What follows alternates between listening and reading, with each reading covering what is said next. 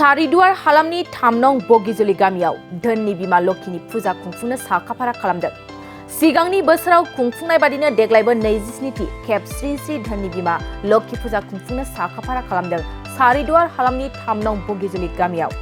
मिथिनो मोननाय बादिब्ला सनितपुर जिल्लानि सिङाव थानाय सारिदुवार हालामनि 3 नं बगिजुलि गामियाव बिमा लक्ष्मीनि फुजा खुंफुंनाया दिनैसिम 27 बोसोर जाबाय आरो खुंफुं जानाय बे बिमा लक्ष्मीनि फुजायाव सिगांनिफ्रायनो लोब मानसिफ्रा बाहागो लाबोबाय थानायखौ फोरमायदों खुंफुं आफादनिफ्राय।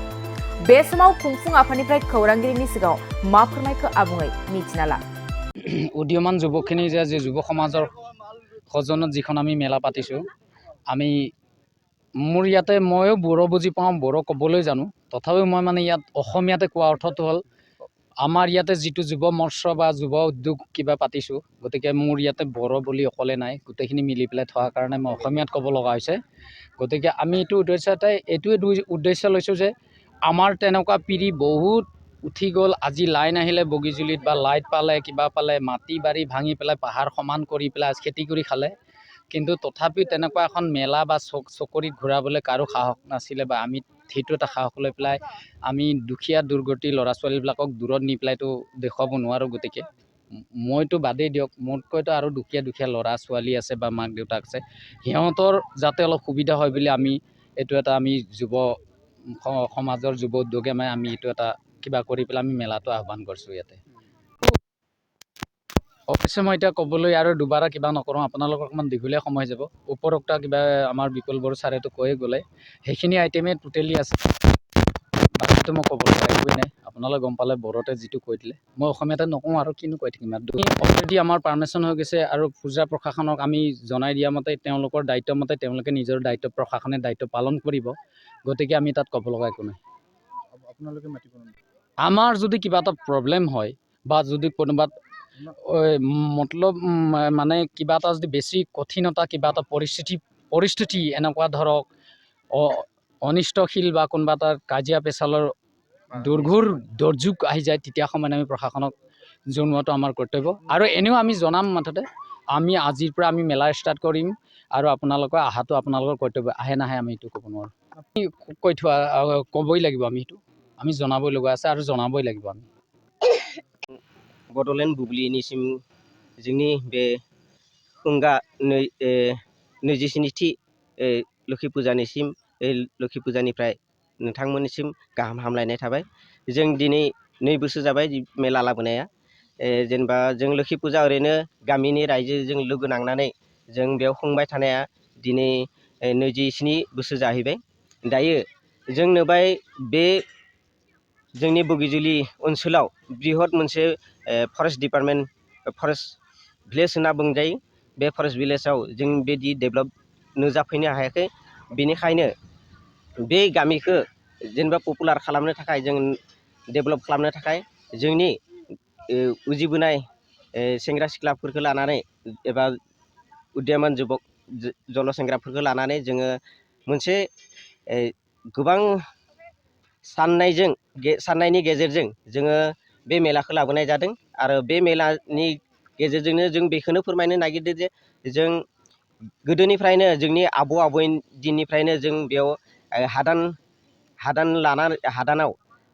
जेनेबा खेथि बाथि मावनानै जों जाबाय थानाय मानसि, डेभेलप गैयैखायनो जों डेभेलप दिन्थिनो थाखाय एबा बे मुंदांखा खालामनो थाखाय बे गामिखौ बेखौ जों लोब्बा लाखिनानै जों मेलाखौ खुंनाय जादों। आरो बे मेलाया दिनै 2 बोसोराव आगान होबाय। आरो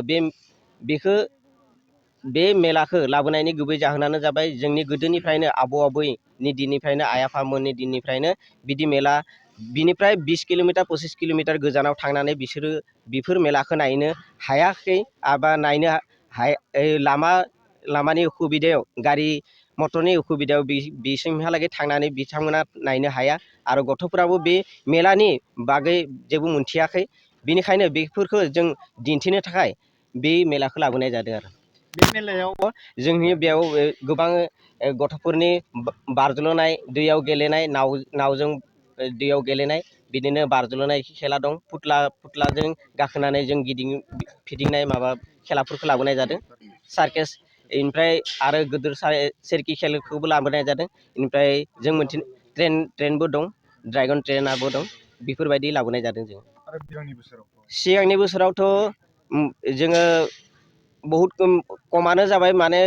बिदि जों पपुलार खालामनो हायासै सर्ट टाइमाव लानाय जादोंमोन खिन्थु आसा दं देग्लाय बांसिनानो जोंनि बेयाव पपुलेसन बहुत जागोन जोंहा बेयाव साननाय हिसाबै 10,000सिम जानो हागौ देग्लाय बे मेलाखौ सप्तासे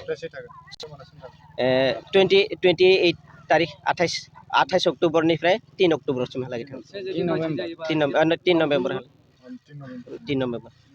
रायजो राजाफोरखौ जोङो बेखौनो रंजानायनि बेलायाव जोङो लोखि फुजा उदजापन कमिटिया जोङो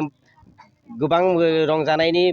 जिहेथुनिखि खेला दुलाखौ लाबोदों बेयाव बाहागो लानो थिनगोन आरो बेवहाय जों खावलायगोन जेनेबा जों बे रंजानायजों लोगोसे जाहाथे फेनाय मुवाजों गोजानाव थायो आरो इयुनाव जाहाथे बे रंजानायजों फेनाय बेसादखौ लाखाया इयुन जोलैयाव बेखौनो जों रायजो राजाखौ फोरमायसिगोन एक्सुवेलि जों बेनि बागै जों बुंनो थाङोब्ला जोंनि बाथौआ जाबाय मोनसे धोरोम बेजों धोरोमजों आरो फुजाजों बहुद डिफारेन्स दङ जों मोनथिनाय बायदिबा बे जाबाय मोनसे फुजा लोखि फुजा जों फुजा हिसाबै जों खुंगोन बेवहाय जेरै गुबुन हारिफोरा कालि फुजा दुर्गा फुजा खुङो थिग बिदिनो बेयावथ' आसामिसानो जा नेपालियानो जा आदिबासियानो जा बेंगलियानो जा बयबो बे लोगो नांनानै बिसोरो जेरैबायदि दुर्गा फुजा एबा कालि फुजा खुङो थिग बिदिनो बेवहायबो जोङो गासै हारिखौ लानानै जों माने बे लोखि फुजाखौ खुंनाय जासिगोन आरो बे जोंनि बाथौ धोरोमजों जेबो लोब्बा गैया बाथौ धोरोमाव जोंहा थागोन जों बे धोरोम हिसाबै फालियो बे नाथाय फुजासो नंगौ जों मुर्ति लाबोनानै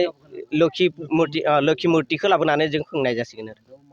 बा लोखि फुजाखौ जेब्ला मेलाखौ लाबोदों मेलाजों लोगोसे जोंनि बे ओनसोलनि एसे डेभेलप खालामनो थाखाय जोङो बेखौ लोब्बा लाखिनानै जों जोबजासिम लोखि फुजाखौ खुंगोन होननानै देग्लाय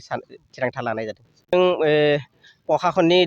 सुबिदाखौ लाखानाय जादों प्रखाखननिफ्राय जों पारमिसन लाखानाय जादों आरो बिनि अनगायैबो जोंनि जिथुनिखि बे थागिबि कमिटि बे कमिटिनि सेंग्राफोरखौ जों सांग्रां खालामनाय जादों जाहाथे फेनाय मुवाखौ लानानै बेयाव डिस्टार्ब खालामफैया आरो फेनाय हानायमानिखौ जों होबथानो नाजासिगोन फेनाय मुवानि गोजानाव थानो कमिटिया डिसिसन लाखादो जों जिहेथुनिखि जोंनि साइडर आन्डाराव गोलैयो थानाया साइडर थानायनिफ्राय जोङो पारमिसन लाखानाय जादों बेखौ प्रखाखना डिसिसन लाखागोन आरो सना रुफा आरो हिरानि जुवेलारि गाननो मोजां मोनग्रा सुबुंफोरनि थाखाय गोजोनथाव खौरां